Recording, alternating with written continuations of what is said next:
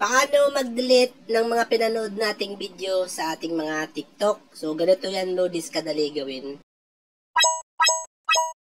Una, i-open mo ang iyong TikTok apps or TikTok account. And then, pagdating dito sa iyong TikTok, pumunta ka sa profile mo. Yan, click mo yan. And then, dito sa iyong profile, pumunta ka naman po dito sa arrow na yan pababa. Yung icon na yan, i-click mo yan.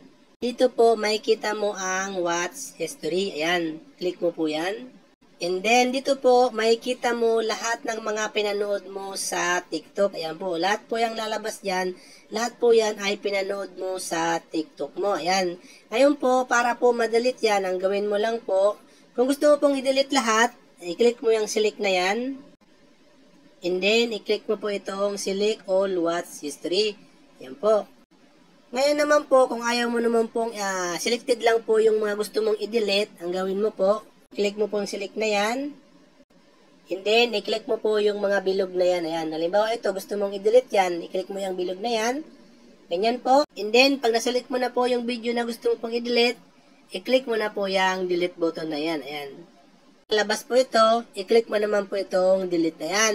Pwede mo rin pong i-click tong free up space na yan. Ikaw po bahala.